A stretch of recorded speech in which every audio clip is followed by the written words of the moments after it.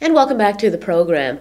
Former MCK Chief Keith Mayo and the MCK have actually settled a long-standing legal battle. There's all that and a lot more on this week's Zawana News Briefs.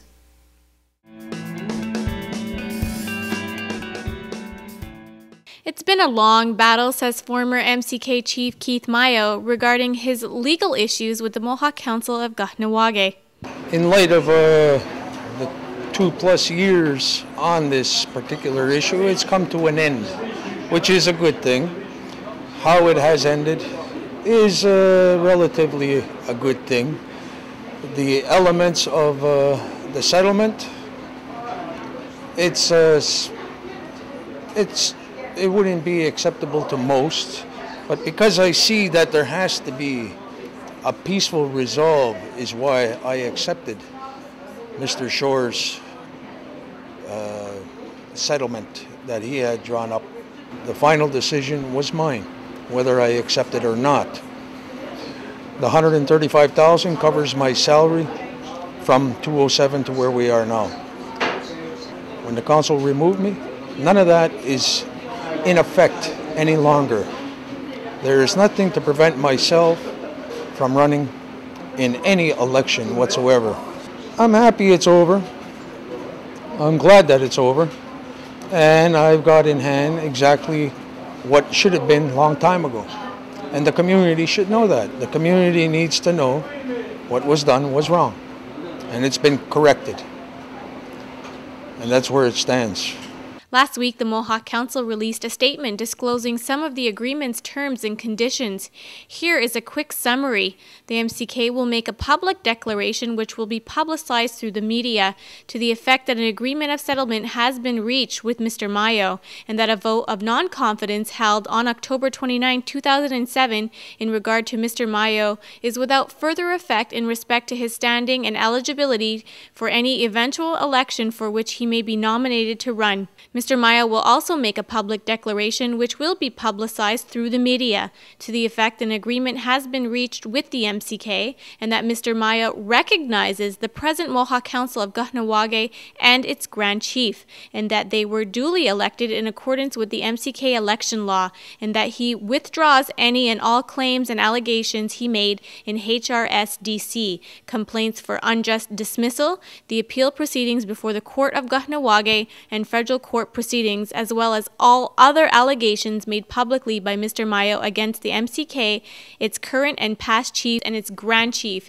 The mediation agreement is now available upon request. In other news, a petition is circulating in Kahnawake to keep the local post office open. Although no formal closure has been issued, the local post office says that it and other rural post offices across Canada are at risk of being shut down. Kahnawake's local post office received a message from the Canadian Postmasters and Assistants Association asking for help to prevent the closure of post offices across Canada after a report surfaced regarding their feasibility. The report also says that a review of a moratorium on post office closures is now required. Although there is no immediate threat to Kahnawake's post office outlet, rural post offices are defined as those outlets which serve populations smaller than 10,000 people. There is currently a petition circulating across Canada protesting the possible closures of post offices, the Social Development Unit, and the main offices of the Mohawk Council of Kahnawake. The signed petitions will be presented to the federal government in early October. Finally, Kahnawake could one day be tasting the sweet smell of money from a possible maple syrup operation in Jorodo. The Mohawk Council of Kahnawake's Lands Unit announced today that the survey it conducted supports conducting a feasibility study on a possible operation. The survey asked, do you agree with having a feasibility study done in the territory of Jorodo on a maple syrup operation? The Lands Unit received 84 complete surveys, with 78 supporting the question.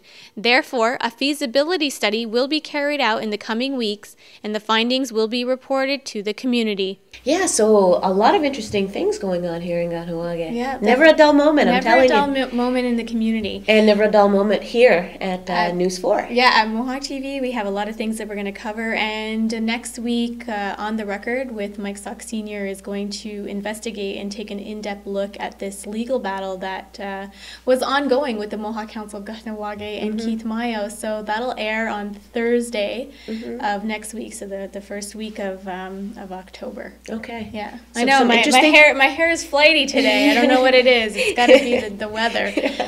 Yeah, so it'll be an interesting show for sure. They've both been invited. A representative from the Mohawk Council, and Mr. Mayo he'll be on. Okay, and we'll take a look at it then. Yeah. Okay, very good.